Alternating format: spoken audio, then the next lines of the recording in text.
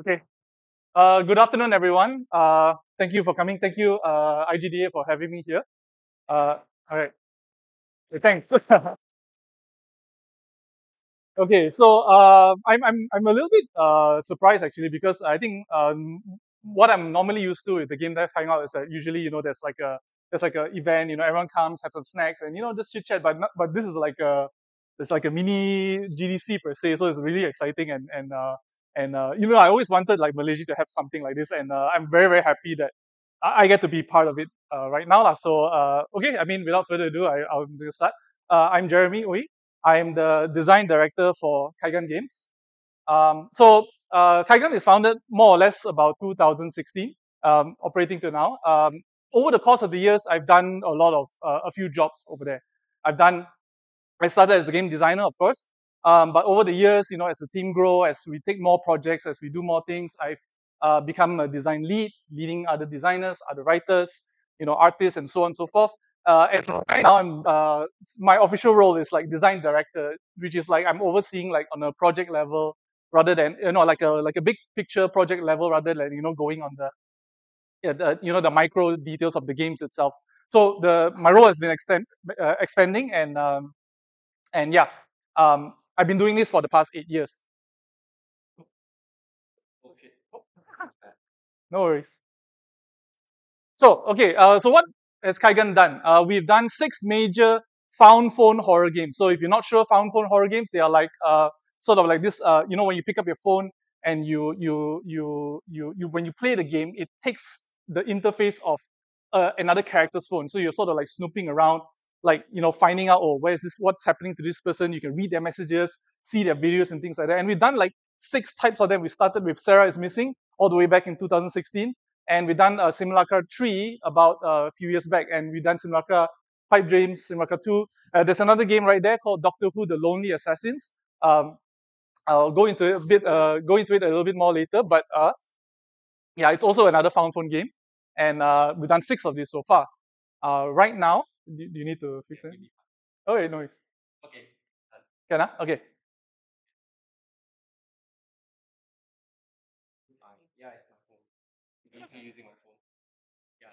Okay, all right, no worries. Okay, so we've done 6 found horror games. We are currently, so it's a very big jump, working on the space RTS called Null Space. I don't have videos for you right now, but if you go on YouTube, you can see some early footage and things like that. And we are also working on another 3D horror game called Deadly Rehearsal. But more to be, I cannot show anything right now. But if you're coming to Level Up KL anytime soon, like in the next I think in September, you will find more details about this game very, very soon. Okay, so all right. So now, what did I do before I was a game designer? Okay, around 2008, 2016, I was kind of all over the place. Okay, I want you to take a guess. What do you think I have? My formal education is my diploma per se. Out of university. What do you think my formal education is? Marketing. Anyone else? Huh? Medical. Oh, good guess. I wish I was a medical. Anyone else? Wow, shit. I cook a lot in office, so this guy tries to call me out here. But okay, I actually had a diploma in accounting. So from accounting all the way to design. So imagine from 2008 to 2016, what the hell was I doing, right? I've done a lot of non-game design jobs leading up to Kaigan Games, and I've learned a lot of lessons. Now, you might think that, oh, these non-design jobs, right? They're not really relevant to game design, but how does it connect? What can you learn from these other things that I did? What can you learn from accounting, for God's sakes, in game design? And I've learned a lot of lessons, and I really do believe some of these lessons I've learned are very critical to making the designer I am today. And they are very, very important because you might not realize it at that time, but you might realize it like 6 or 7 years later. You'll be like, my God, this is the same scenario I did from the time where I was dot dot dot dot dot, and I learned how to fix the problem as a game designer. Okay, so I want to start with my title, which is these 10 non-design jobs. How these 10 non-design jobs teach me 10 game design lessons. Okay, I just need to wait 2 more years so I can rename this to, how 10 years of non-design job. So bear with me with this, number discrepancy. Okay. All right. Um, okay. Lesson number one. How many of you guys are in this situation? Let's make a game. Yay. But what kind of game? You know, like where do we start? What do you do? Like there's so many possibilities, right? Do you want to make a game that's unique? Of course. I mean, every game should be unique, right? It should stand out. Do you want to make a game that's engaging? Yeah, of course. I mean, every game should be engaging. Otherwise, it's not fun. Then who's going to play it, right? Should we make a game that is viral? I mean, viral is a very like loaded word, but if you play a game and people talks about it, people keeps playing it and talks about it and play it and talks about it, and it cascades into like some massive, overnight sensation, that will be great, right? But where do we start? Like what do we do, right? Okay, so for a small Malaysian team, at that time, right before Kaigan Games was formed, and me and my two other business partners were talking to each other, we kind of agree that we need, if we want to be success, if we want to be sort of like a little bit like make an impact, we need this game to be somehow viral, somehow like just whatever reason, like we need to attack from that point of view. So, but what do we start? Maybe we need to make a game for somebody like this. Okay. Do you guys? Sorry, any one of you know who this guy is?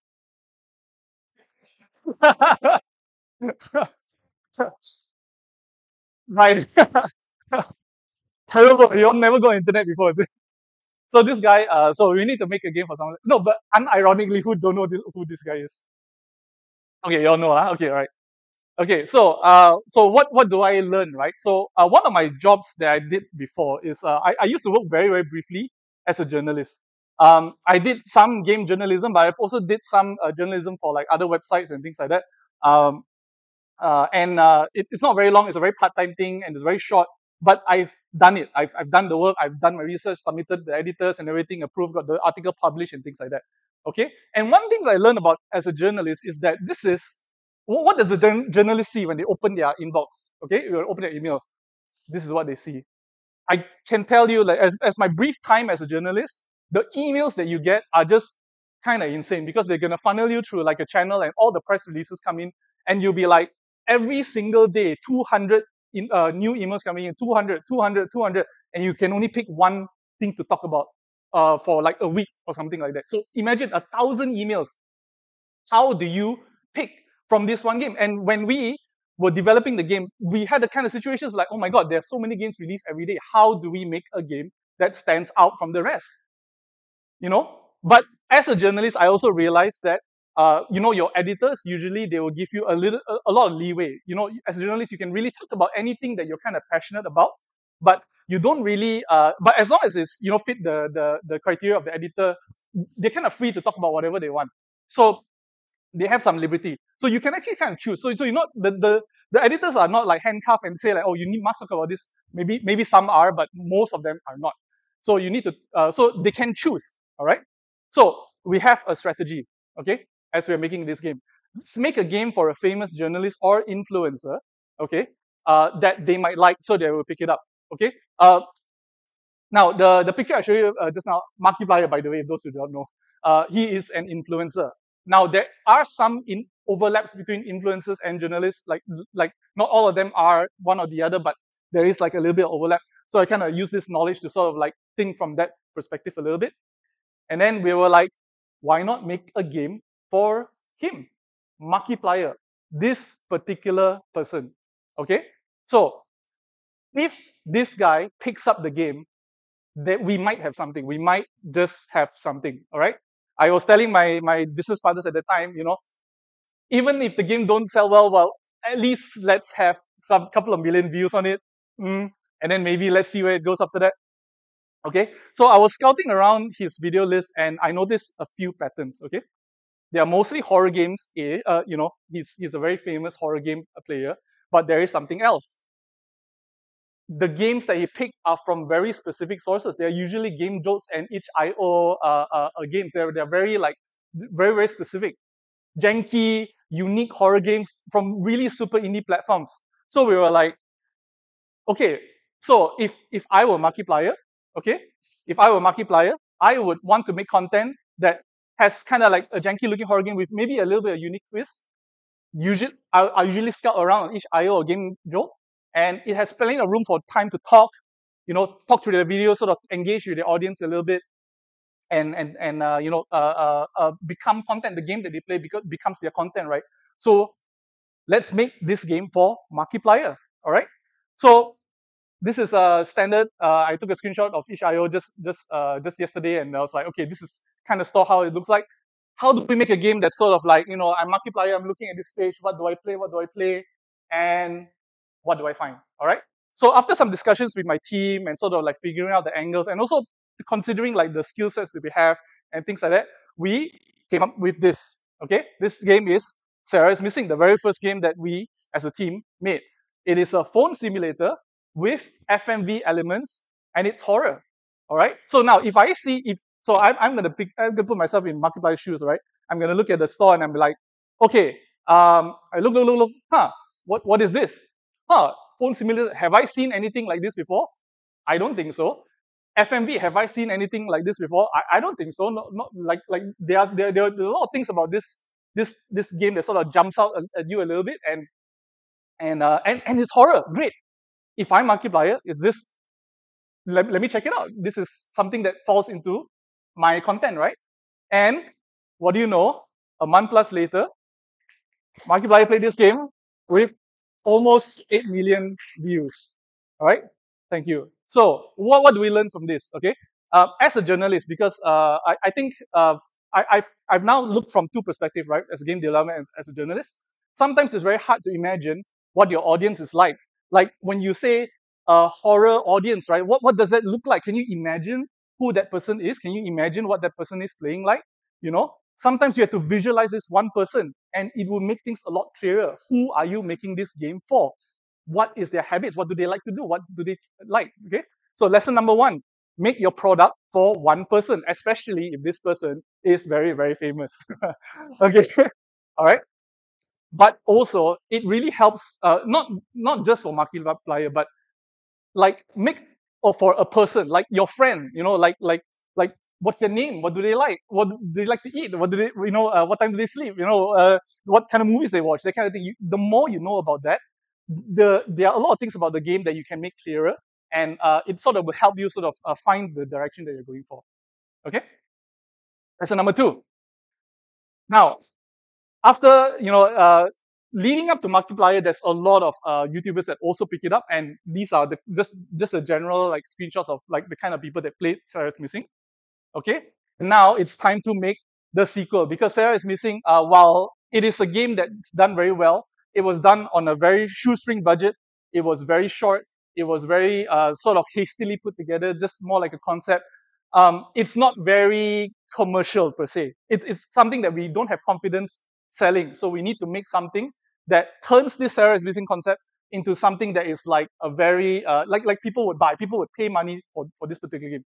Like a bit shy, I was sell Sarah is Missing, because there's a lot of elements in it as well that's like taken from various sources, and it's like it's not meant to be sold out. It's just meant to be enjoyed.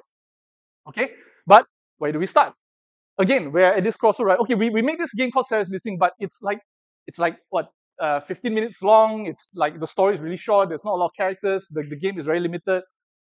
What does phone horror actually look like? We put a lot of jump scares in the game, but we never really think about what is phone horror, like what is the meat and potatoes of a phone horror can be. There are so many possibilities. There are so many apps. There's so many things to talk about. There's so many angles that we can go for. What kind of stories that we want to tell with this game? All right. So I hark back to the time where I was an actor. I don't know. Not a lot of people know this. Maybe some that work with me closely. If I'm not a game designer, the second industry that I spend the most time on is in the theater industry. So I spent a lot of time theater, doing a lot of theater work.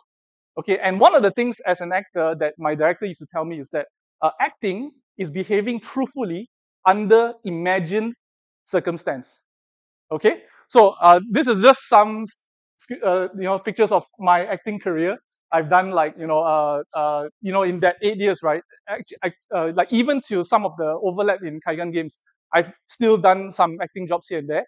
And as an actor, you find that you are also a storyteller. You try to find, like, when you read a script, right? You try to find the stories, what's the essence of the story, and tell them. And when we are at the crossroads, what kind of game that we want to make this Sarah's Missing sequel? I was back to my acting days. I was like, okay, what kind of stories that I want to tell? And one of the most difficult acting job I got was to perform this play called Lungs by Duncan Macmillan. Okay, this play is very, very, very, very interesting. Okay, there is only two characters. There's no sets, there's no props, there's no lights, and you picture this is one page. There's 80 of them, like look almost exactly like this. The characters don't even have names. There's no stage directions. There's no like pause or like light turns on. There's no nothing. Like if you've seen the script before, this looks nothing like a traditional script. Like what is this? I'm like like this is very, very interesting experience for me.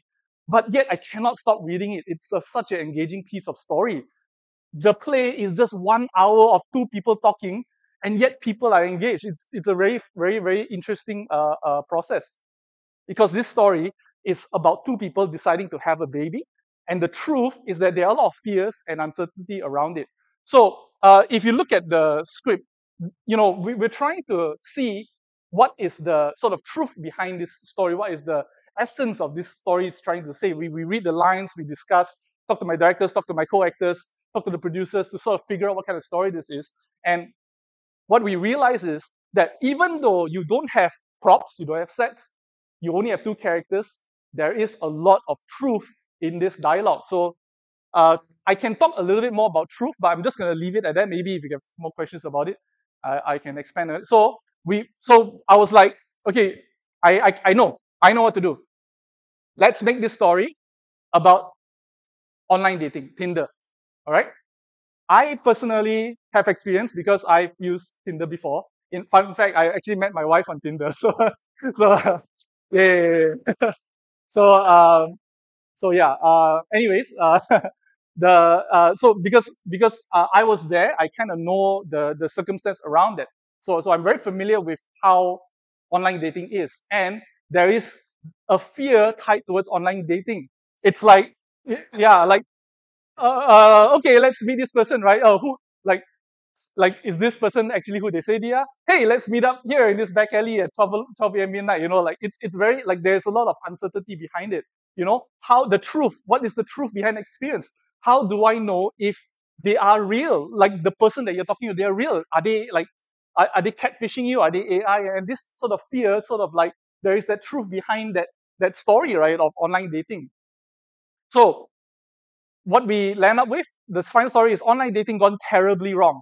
Okay, a monster waiting on the other side. You match with somebody, you go and meet them, something really, really bad happens. Okay, and as a result, we start to find a lot more other truths behind phone horror, right? Like what is the thing that you fear about using your phone? Like, all of my data is going to be deleted. Oh my god, all my pictures are gone. Oh my god, my files, everything. Like that's a fear, right? My phone just hang. Shit. I'm in the middle of nowhere, and I need to use the map, but my phone is not working. What do I do? What do I do? My phone knows too much about me. I just talked to my friend about shoe polish, and then I go on Reddit, app about shoe polish pops up. What the hell? What's going on? There's a lot of fears about using this phone, and there are a lot of truths behind it. So, uh, the circumstance of the game, which is like the premise and everything, is the hook. But if you can find the truth of what this hook, what this circumstance is, you will find that your audience are a little bit more engaged. Okay, like The Last of Us, right? The premise is really a zombie apocalypse game, right? A zombie apocalypse story, but the father and daughter relationship is the truth behind it. The real story is behind, like, what would a father do for his surrogate daughter, and so on and so forth. Okay, so lesson number 2: find the truth of your game and let it connect with your audience. All right. Okay. Can I get a request for a half an hour warning, just in case, because I worry that I go a bit too long. All right, thank you. Okay, so lesson number 3. Lesson number 3. So we've got a lot of views. I've gone through this before, but not all is well, because one of them is a little bit more critical. He's pointing out the sort of the inconsistencies within the story. he's pointing out that there's some, a lot of derivatives, a lot of like errors and things like that. So it's very critical about the game. And to be fair, at that point in time, I was like, I'm shocked that not a lot are like that, because there is a lot of problems with Sarah is Missing that if you really stop and look at, you can find these flaws, and he pointed them out. Okay, so again, this is like something that is very helpful for us, because it helps us inform what not to do in the future games. All right. So they have a big audience, right? This is like 600K views of people. But I didn't really want to leave it at that, because we felt internally that that is not our best work. We can do a lot better. Is it possible to change their mind? So one of the jobs that I used to one of the jobs that I used to hold is an insurance salesman. In fact, right out of college, this is actually one of the very few things I did as an insurance salesman. And I was a terrible salesman, okay? I was a terrible salesman, but I needed money. It had to be done. I have no choice. And one of the things as a salesman, what you need to do, you need to do a lot of cold calling, right? You need to pick up the phone. So I'm really sorry. Whoever in 2008 you receive a phone call selling insurance, if it's me, I'm really sorry. So, cold calling, right? So you did do a lot of cold calling, and you have to like call strangers and you have to sell them, oh yeah, we have this new policy, we added this new bonus, or you put this two rider, it'll be like, you'll save a lot of money, blah blah blah, and to sort of like put Simulacra on the map, to sort of like get a lot of people to know about the game, I had to do a lot of cold emails as well, and this is one of the things I had to do. But at that time, when I was an insurance salesman, I realized that uh, um, in terms of sales, right, what they teach you is that you build the awareness, but then slowly it trickles down into like one or few people. That's why they do cold calling. Is you call 10 people, hopefully the three of them will pick it up, and hopefully this out of these three, one person would buy a policy. Maybe even more, maybe 20 to 3 to 1. Like it's a very very big funnel, right? It's funneling downwards, and this is the one thing that I learned as a salesman. Now, I'm not a very good salesman, but I was very, very good at customer service. Okay, this is the one thing I felt like, actually I'm a little bit better than that. And so I was looking at this guy. It's like this video has about 650K views. So how many advocates is there? So let's just say like if just 5% of these people can be turned over, like let's say if we can turn this over to about 32 people in that sense. If this 32 people suddenly turns around and be like, oh, this new game is actually pretty good, I think that's a pretty good number, right? So why would why not just do something about it? So I wrote an email to this YouTuber. I wrote a very, very personal email to this YouTuber. I said, hey, about a year ago you played Sarah's Missing. We're very glad you did. In fact, I wrote a whole like if you see that link, the postmortem, I wrote a whole article explaining why Sarah is Missing had like the problems in Sarah is Missing. And I showed him, hey, we know this is the problems that we face. But we went back, we came up with Simulacra, and it's a lot better, trust us. And we sent this, we gave him a Steam key and everything. And I left it at that. Okay? And guess what happened?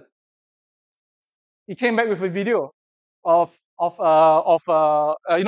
Simulacra, which is like, hey, this game is a lot better. If you go watch in this video, he will like reference the email and everything. So I didn't have time to scout it to make sure that I don't want to show anything too private. But if you can look for this video, you can just go ahead and sort of look at it. There is he made a reference to us, the developers directly, and it's a very nice experience. We sort of turned around and this one email, this one day, I decided to look, hey, can I change this person's mind? Let's do it. But of course, it has to come from the heart. Is to make sure that it's from a truthful place, all right? So we've turned a critic into an advocate in that sense, okay? As a salesman, customer service and things like that. So always remember to serve your players, because sometimes these players are very important. If one person can turn from a dislike to a like, they might do the same for more. So don't forget to serve them. Just listen to them, hear what they to say. Oh, something wrong. Let me come back to you. Let's fix it. Let's make sure you have a good experience the next time. They buy your game, right? You have to serve them. Okay, lesson number 4. Sarah is Missing and Simulacra is based on these two concepts. Okay, there is this game called Replica made by a Korean developer, Somi Games, and her story, which is a bit more mystery driven, game, murder mystery and whatnot. Um, and at that time when we were developing Sarah's Missing, we looked at other phone games as well. It actually exists, which is kind of surprising because it was like, oh, we're gonna be the only one, and we're like, there's actually others out there, but it's okay. We will just look at what we have. Okay, so there's Lifeline, there's Mr. Robot, there is a normal lost phone by these different companies, and we realized what we like about these games. We like the idea of playing a narrative through messages. We like exploring the phone to solve puzzles. We also like piecing together things from the past to sort of understand the characters and things like that. Okay, so this is what we really like. But there is a big design roadblock. This is something that I was struggling with Simulacra actually.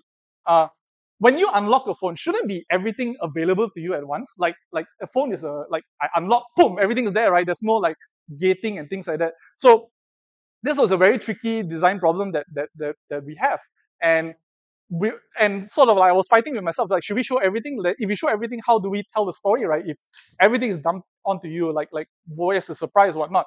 So uh, flashback to one of my jobs as an event space manager. I used to work as an event space manager. Like an event like this, I used to be the person to be like, hey, come on in. Hey, look, there's a projector thing here. Oh, there's a few icons here. This place can fit about 200 people.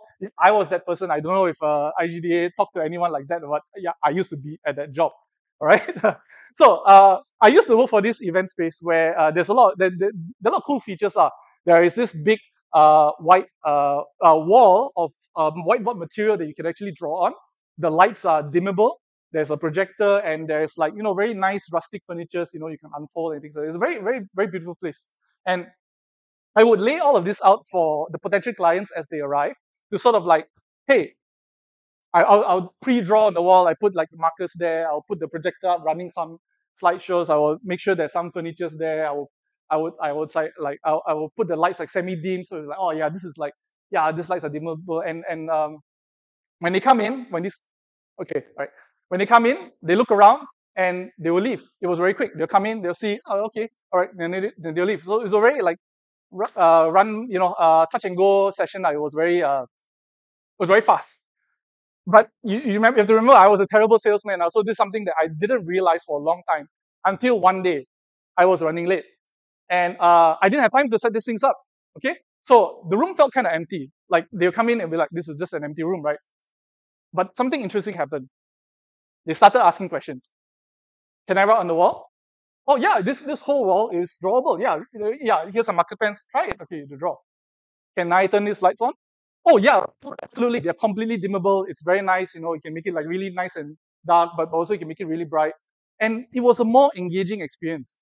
Somehow it was a more how to say, more engaging sales opportunity for me and the possible client, right? And because what they're seeing right now is like that, but what they imagine in their head is what it can be. This is the actual space I worked at.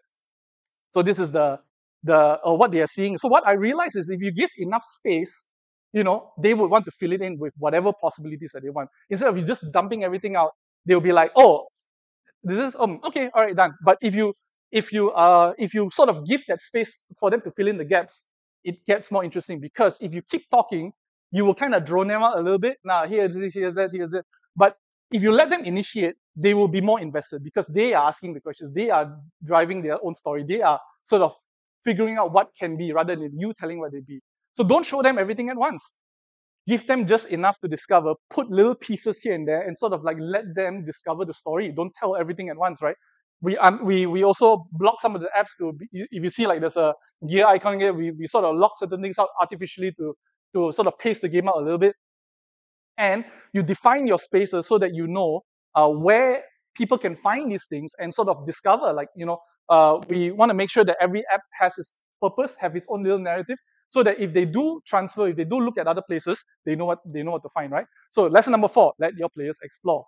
I'm going to go a little bit faster now. So Simulacra can be played on phone, PC, and what about console? Okay, we actually have an opportunity to put the game on console by another publisher, but they need some documentation. All right. So our Simulacra documentation looks a little bit like this. Imagine this, but so you see all these tabs here, right? Every tab has like a system like this, and it's like 3 times this. It's like one whole act, and there's 3 times. It's like, I'm not going to show this to PlayStation. They're gonna throw it back to me, right? Okay, so one of the jobs that I did there as a writer. Okay, as a writer. I used to write for this site called Chili Sauce a little bit. It was a very very short stint, and one of the things they do is they are very humor focused, but they are also very serious in journalistic. They like to put a lot of memes next to very hard data so that they know that at least they come out they have the integrity, but also keep the articles very fun. So I was worried. So when I was working with them at the time, I was like, oh man, how do I write a fun but serious article? What does that even mean, right? Keep it casual. Like I was worried that the editor would tell me this, like, keep it casual. Oh, but make it fun. Maybe a bit more memes. Maybe less memes. Can it be funnier? I was so worried that I was going to hear this because this is like not very helpful, right? But the editor at the time gave me something very magical. They gave me a very, very, very, very good brief. Okay, it's a very, very good document. I cannot show you this document because it was a long time ago. I don't have it right now, but I still remember. I was so inspired by this document. I was like, so this is a chili sauce article. Oh, so this is how, like, all these answers I put here, you can answer with this brief. How many memes is too much memes? What's the tone? What's the tone of humor? What's the formatting structure? What's the audience type? Everything is very clear. And I realized that no matter how complicated or fluid it is, if it can, it can be broken down and explained to somebody else. Okay, so I went back, I reformatted all the documents from something like this into something like this, which is a little bit more readable. I sent it to PlayStation. They were like, no notes. We understand how the game plays, and it was fine. Okay, all right. So as your team and your company grows, more people will get more involved, and as your clarity of your, clarity when you work and how is it being passed on goes a very long way. So lesson number 5, make sure your design is understood at all levels so that any problems arise in the future, it's a relatively smooth process. Lesson number 6, we had an interesting project knocking at the door. Oh my god, it's Doctor Who, BBC. What the hell? What's going on? Oh, somebody, yeah, let's do it. I never watched a single episode of Doctor Who before. but you know what? We talk it through. We discussed with the team and everything like that.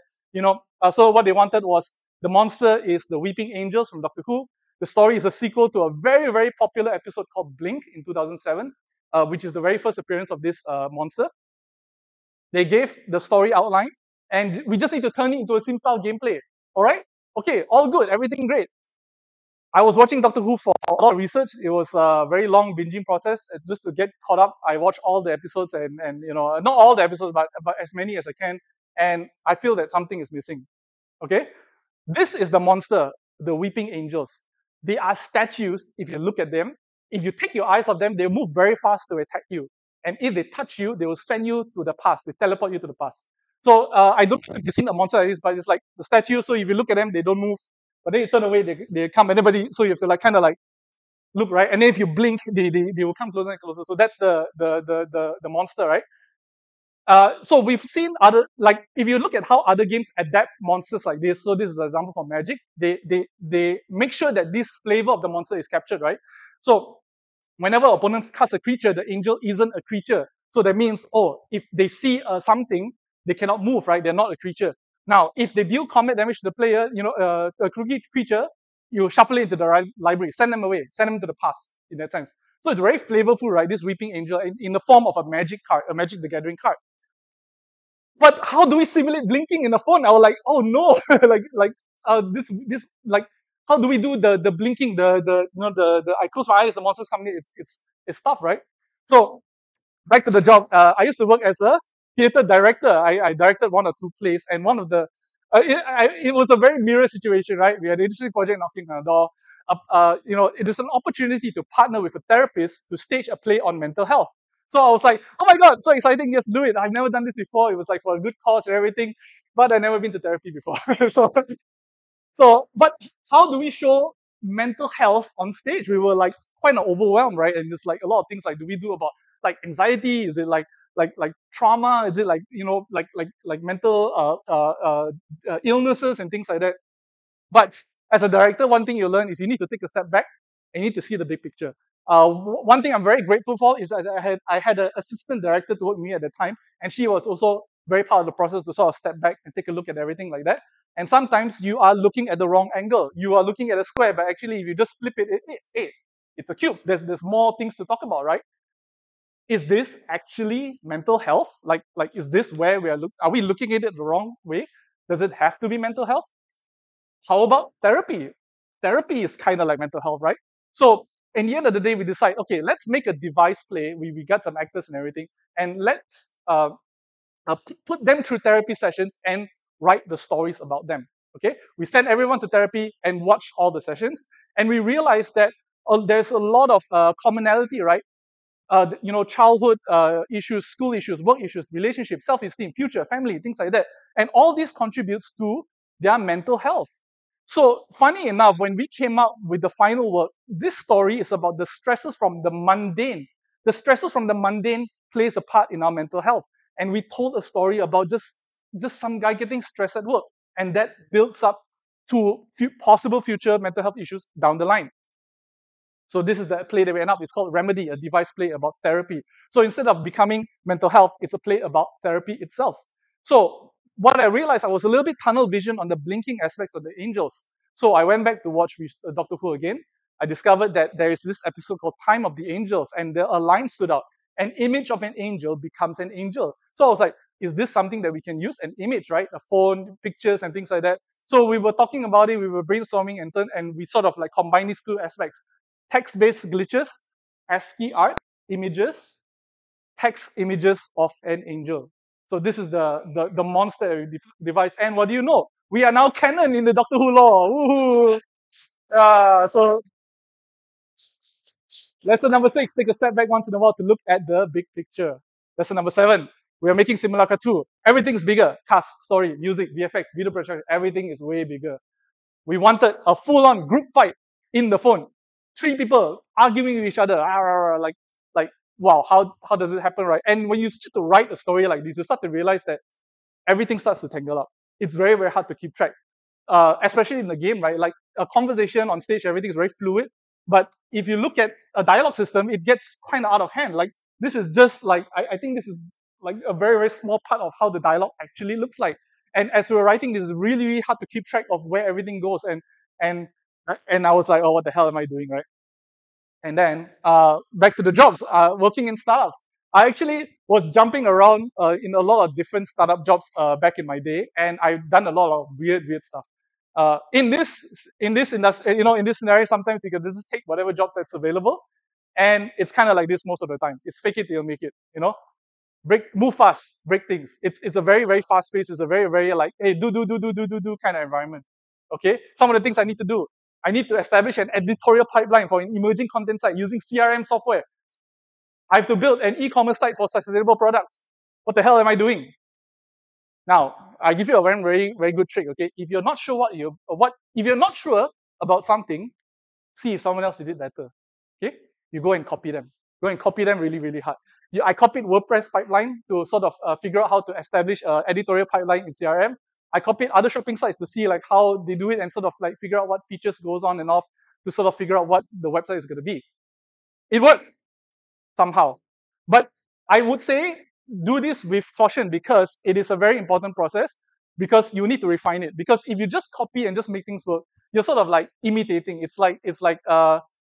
Imitating is really bad because it's just like you're doing the worst version of something is. But what I realize is that you will find things as you are looking at other people's work, and you will find like, hey, the essence of what they're doing is quite important, and how do I translate that into something more?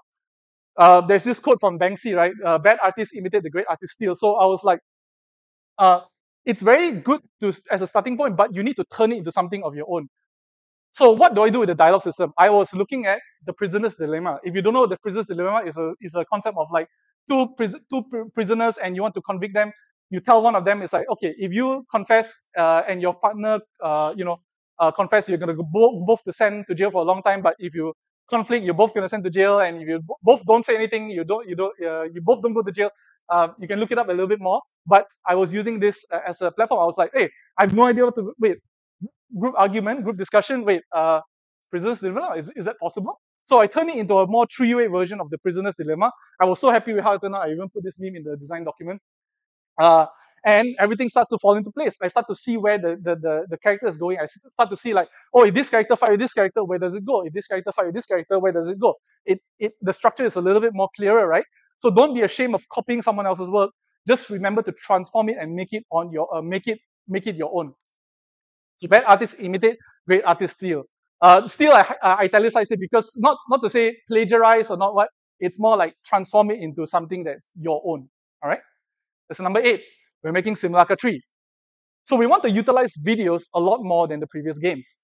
Can we make a guy in a chair gameplay? So you know the guy in the chair, Tom Cruise is running on the buildings, jumping from, jumping from rooftop to rooftop. Simon Pegg is like, okay, turn right, hey, there's a bogey on your 12, make a left, go down the stairs. So we want to make that sort of gameplay because we had a very small moment like that in Simulacra 2, and we want to see, hey, can we make this a lot more? And as we were sort of prototyping, we're sort of doing the design documents, and we start to realize something. It is crazy complicated to do something like this. There's shots planning, there's sound effects, there's VFX, there's logistics, there's design. And they're all executed by different teams. The shot is done by a production company, VFX is done by an independent contractor, sound effects is done by a sound design company, logistics is done in-house, design is done in-house. So there's a lot of work going on. So the job, I've done a lot of production jobs, production assistants, stage managers, things like that. So basically, it's the person that sort of makes sure the production keeps running. And I've done a lot of productions for these kind of industries. I've done theater, I've done 3D animation, I've done video games. How these production jobs came to be is that I was very curious. I was like, as an accountant, the only way I can go in tangentially is that there is finance in I have an accounting diploma in finance. There's some finance in production, and I sort of like take a long way and sort of like went into production. So I did a lot of production work. And if you're not sure how to get into the game industry, I really recommend trying production because it puts you in the process and it exposes you to a lot of elements of game development. Knowing the process of how knowing the process can help your team tremendously. And by going through all these production jobs, by being curious, by learning, by asking questions, by doing the actual work itself, you will find that it makes a lot of things smoother. The shooting process, the SFX, the coordination, time, and everything like that. It felt quite natural because I've done a lot of these kind of jobs before, and I wasn't panicked at all. I really can kind of see where everything goes because I've done production before. And the result in Simulacra 3, you have this sequence where it's like you open the app, you sort of see, where Ruby is, the main character of the game. You have to text her, okay, now you go to this room, don't go to the monster is in this room, go to that room. Or don't go in here, okay, wait for my cue, and I'm going to distract the monster. So it becomes the sort of guy in the chair experience that we're kind of looking for, right? Okay, was it worth it? Not really. It was a lot of work. It was like, that whole sequence was like, time. Oh, okay, all right. Yeah, I was rushing.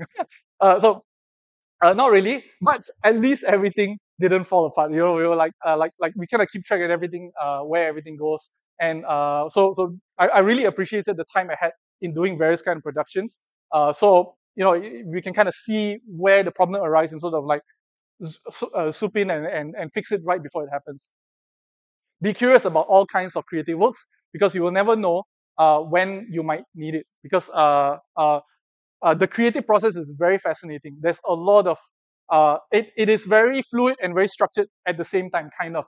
So by doing production, it really, really helps you visualize that. It really makes things a lot clearer. Okay, lesson number 9. This is back in the day, when we were off of winning winning the level up award. The award in level KL for Simulacra. This is us now. We are growing. We are ever growing team, and right now we have people working locally. We have people working in Indonesia. We also contract a lot of like external specialized jobs to sort of finish our game, and we are sort of growing. And our projects are getting a little bit bigger. This is now space. We're doing phone games, and now we're doing like space RTS 3D. Oh my god, everything is bigger. And I realized I'm slowly turning into a design lead. I'm moving a little bit away from the actual design work, which I really love, and going to be more of a leader, trying to teach other teams to do that, right? And I had many bad leaders and many bad teachers in the past, and I really, really resonate with this because I feel that if you have a bad teacher or a bad leader, it really, really will stunt your growth. It really, really will slow things down. I never want to be like that because I know what it's like to feel like I don't I know what it feels like to don't know anything. If you don't know anything, somebody should come and teach you, right? You should come and guide you. Someone should come and help you along the way to sort of achieve what you really want to achieve. I want to make sure that we all grow together. One of the jobs that I learned from this is being a part-time lecturer. So, some of you, I don't know if some of you are, thank you. Some of you are from KDU, and Yon from KDU knows that I used to be a KDU lecturer before COVID. When COVID came, everything was thrown around, so I didn't do it anymore. But I learned a lot when interacting with students, and I learned that as a now I'm on the other side, being a lecturer, being a teacher. There are a lot of things that you really cannot take for granted because um, I was put in a lot of position where I was like, hey, I'm a teacher, I should know things, right? I should guide them. But sometimes I don't know. So don't shy away from difficult questions. When somebody asks you something and you do not know how to answer them, you let's find out together. We are students as well, right? If sometimes you can be wrong, but you need to admit that if you're wrong, if you tell something and then you really later realize that you're wrong, you come and tell them, hey, do you need the thing I tell you? Hey, I kind of screwed up, lah. Let's pardon me, I screwed up. I'll make sure next time I won't do that again. And you also need to make sure to give your students opportunities to shine. It is very important because if you don't let them shine, they will never ever grow. So you need to find the space for that to happen. Because funny enough, they might end up teaching you instead. You will be surprised how many things you learn from your own students, from somebody younger than you, somebody new, somebody fresh. All right. Lesson number 9: the true test of knowledge is your ability to teach them to someone else. So if you do not know how to teach somebody, maybe there is some gap in your knowledge. Not to say that you're what, but you will find that ah uh, there's something I can improve there. There's this fascinating YouTube series called I can't remember the title, but it is an expert in the field teaching a very difficult concept to people of different ages, from like 5 years old to a teenager to sorry preteen to teenager to adults, and another expert in the field. And you will see how they adjust their language to sort of fit their understanding, and it's very fascinating. A true expert in their field really knows how to break things down to help somebody else understand. And by being a teacher, by being a lecturer, I felt that I have a lot more to learn. I have a lot more to understand. There's so many things that I do not know yet. Okay? Final lesson number 10. Our industry is very volatile. Okay? As you know, the news, layoffs, terrible things happen to many good companies. Games getting cancelled, people getting fired. It's very tricky. Sometimes we succeed, we make a lot of success, and sometimes we fail. It is a very volatile industry, and don't be ashamed if you find yourself in a situation where you're not doing well. It's just part of the industry. It's part of it, and we need to embrace new challenges, right? As we embrace new challenges, we need to keep moving forward. We need to make sure that okay, it's a bad time now. Let's move forward. It's a good time now. Don't sit around and bask. Let's move forward. We keep moving forward. A craftsman. Okay, so now this is a bit cheating. I'm not an actual craftsman, but I would like to believe that the job that we're doing is kind of craftsman-like. All right. I believe that everyone attending this event is a craftsman one way or another. We're all artists, right? Programmers, designers, artists. You're all craftsmen in a sense. We strive to improve our craft little by little every day. I believe good art can change someone's life. I really believe that, which is why I always want to keep learning. I always want to be a better craftsman. Everyone around us teaches something.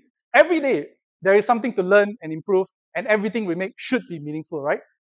You will never know that one day your work might change someone else's life. And lesson number 10: never stop learning. Thank you very much.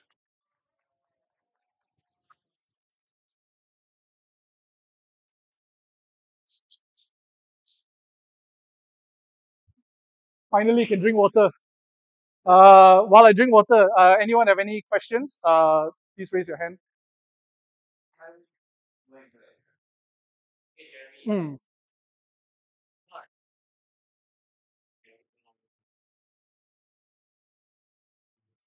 yeah. Yep.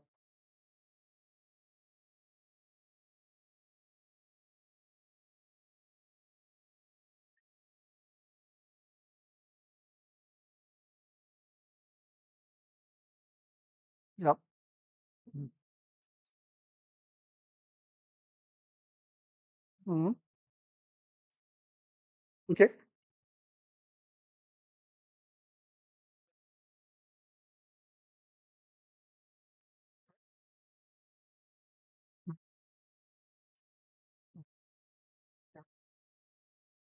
Yeah. Yes. Hmm. Yeah.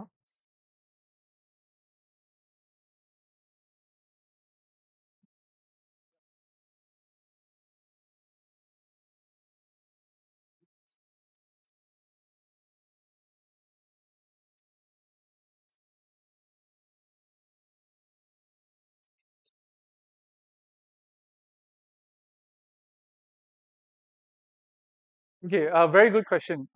So The Last of Us 2, right? I really love Last of Us 1. I'm also one of the ones in the bandwagon that I do not like Last of Us 2, but not because they tried something new, not because of that. I have no issues with, sorry, I'm going to spoil the game here. So I'm no issues with them killing Joel. I have no issues with them playing as the protagonist. Oh my god. Oh my god, Joel did? So I have no issues with that. The only thing I have issues with is the construction of how the plot comes together. The one thing that I find a little bit weird is that as you're playing Ellie, you come to a climax where it's like, I found the person that killed Joel. I am going to fight her. And then cut protagonist side, right?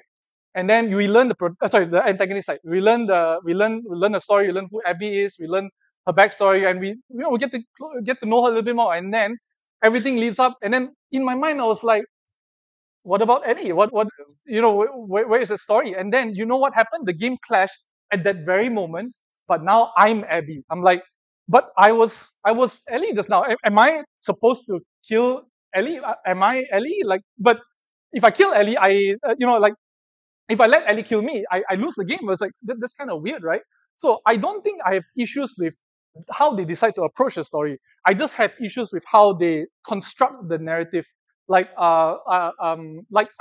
think that they have a very good idea, but the execution is a little bit clunky. So I would say very good at trying new things, but make sure to remember that what is the what is the truth of your story, right? What is it actually that you want to tell? Because the other aspects about the game that I find it really really jarring is that revenge is bad. Revenge consumes you, and you when you play as Ellie, you're just killing everyone, right? Oh my God, Steve, pop pop pop, like attack dog. I'm gonna shoot it. I'm gonna whack it. Like it's like, oh my god, I'm becoming a monster, right? But at the same time, the game at some point gives you a moment where it's like I cornered one of I can't remember what group was there, but I remember in this scene where Ellie was like chasing somebody and she cornered this person and she's about to whack her with a pipe and the game sort of stops and the game sort of like gives you a moment to be like, do you want to whack her or not? I was like, oh, is this it? Is this the time where the game tells me revenge is bad and I cannot whack her? I put the controller down. I was like, okay, this is it, and nothing happens. 5 minutes, nothing happens. 10 minutes, nothing happens. 20 minutes, nothing happens. Maybe this is a joke. Maybe I need to wait 30 minutes. 30 minutes, nothing happens. I was like, what's going on? And then I took out the controller and I whacked that fella, pop, pop, pop, and she's like blood and everything. I'm like, oh, revenge is bad. I'm like, then why do you give me the choice? I don't want to whack her, but if you want me the story to whack her, go ahead. Like go ahead. Like no issues with that. But why do you make me feel like that? I'm not ready to feel that. So again, I don't think there's anything wrong with trying new things. I think trying new things is very, very important. But you cannot try new things for the sake of trying it. When you try new things, you need to figure out what is the story you want to tell and make sure you construct it in a way that sort of help the audience understand that. I understand that the game wants me to feel that revenge is bad, but why does it make me feel like that if it gives me the if it takes the control away from me that revenge is bad? Pop pop pop, revenge is bad, cry, and all like, it's like, oh my god, it feels a bit disjarring. I like that aspect that they want to try new things, but I do not like the execution of it. So that hope that sorry. No, you have to try new things. You have to. They have to. I feel that I know again no issues. I feel that if they tell the story, to be honest, right? If I look back at I mean I don't have time to go into it now, but if you rearrange how Last of Us is 2, there's a very good game inside that. You just need to rearrange it. You just need to put this here, put this there, cut this here, put this there. The multi flashbacks, I think that one also kind of confused me because I cannot remember specifics, but I remember that Ellie knows that Joel lied to her, but Ellie actually knows the truth already. But then you're at the moment where it's like, oh, do you want to forgive him? Like it's very messy. Nothing wrong with wanting to go the angle. It's very clunky. Yeah. Second question with the Marvel thing. Again, nothing wrong with trying new things, but you try to remember to tell the story.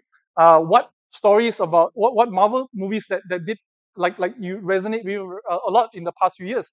I remember watching Guardians of the Galaxy 3. I love that movie because why? It tells a story about Rocket Raccoon, and like it's a very emotional story right there, and the director remembers to tell this is an emotional story. This is a fantastical space superhero story, but at the end of the day, there is a very very important story about being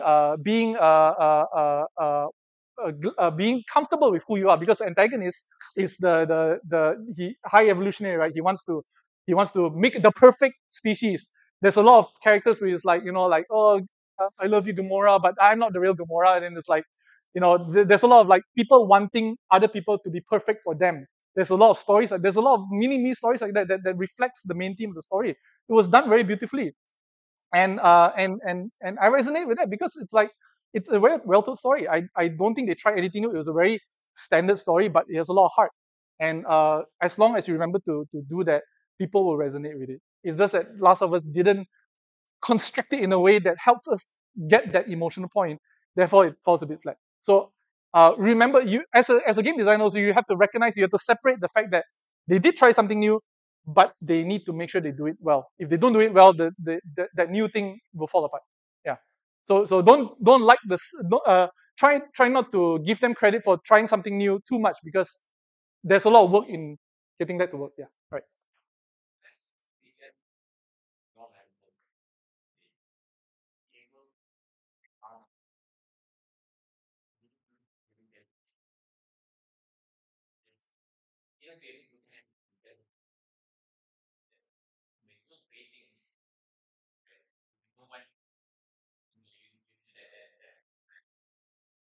Uh, I if I have to summarize it, there's two levels. Number one, self-awareness. Okay, I'll be quick because other people might want to ask. Self-awareness. If you have very high self-awareness, you can sort of like interpret something at multiple levels. So when you consume something, instead of me saying, "Oh my God, this is fun," but wait a minute, why is it fun? Why is it fun? Let me look here. Oh, they did this. You're trying to cheat me with throwing something that I like. Oh, this is what I truly like. And then you sort of like that self awareness to when you consume something. You not only consume something as a consumer, but you're also consuming it as a creator. When you consume something as a creator, you can sort of like break things apart and look through. Second thing is ask a lot of questions, like why did they do this? Why not this other way? Did I like it because they do it this way? You need to ask a lot of questions. In the theater industry, you have to ask a lot of questions. When you look at the script, it is like, why does this character say this word? What does this character say this? What does it mean by that? What did he mean? Like where is it from? What was he doing before this? What is he trying to do? Why is it worded? If I word it in this other way, does it still make sense? It's one line, but we sort of like broke it apart and try to look at it from all different angles. Self-awareness, and you need to ask a lot of questions. You cannot just say, be like, oh, that's cool, that's fun. You have to really stop and see, like, why is this cool? Why is it fun? You need to ask a lot of whys. The more whys you ask, the more you can see the multiple layers of what you're actually consuming. Yeah. Right. Yeah. Yeah. Yeah.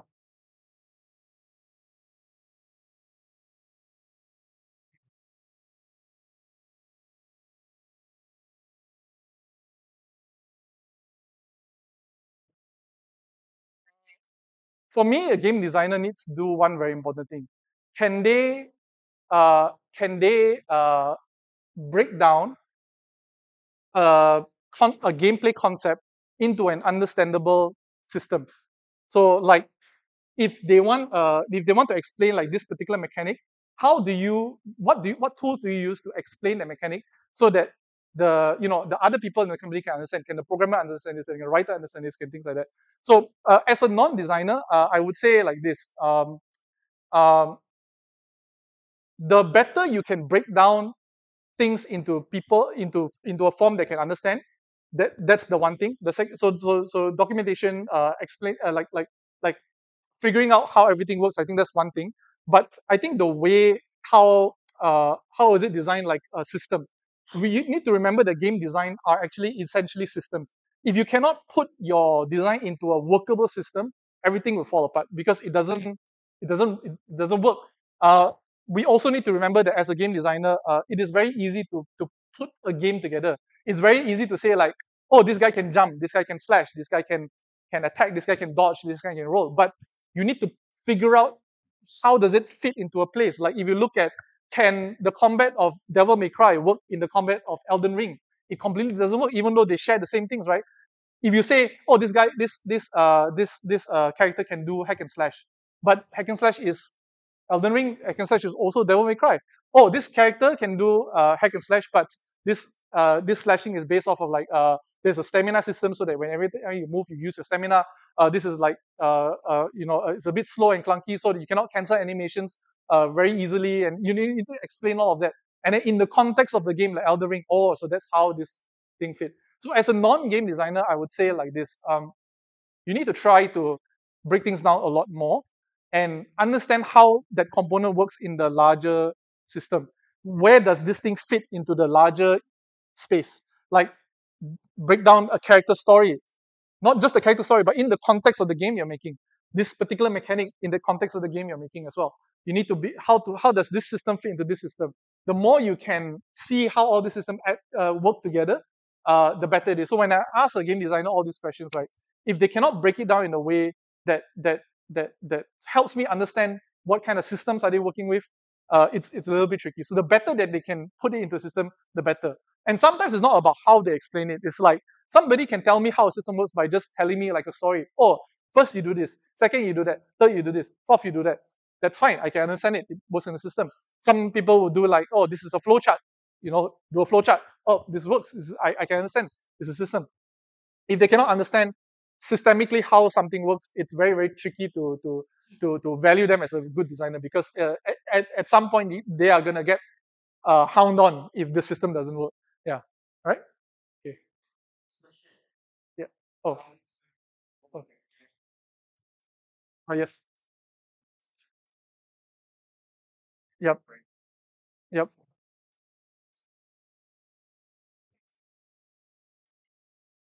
X. Okay. So three. Top three. Top three. Uh, less is more. First thing is less is more. Do not over expose. Do not give over exposition. Let other parts of the story tell. When you write a text, so let's say if your game has voice actors, make sure to give enough space for the voice actor to perform. If your game is in an environment, is there some dialogue can be moved to the environment? Like try less is more. Second thing, focus on characters, don't not plots.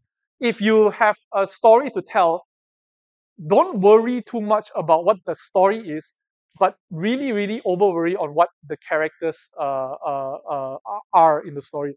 What are their hopes and dreams? What do they want to do? What do they like? What do they don't like? What is their relationship with these other characters? Things like that. You focus on the characters because if your character can stand out, it resonates a lot more stronger.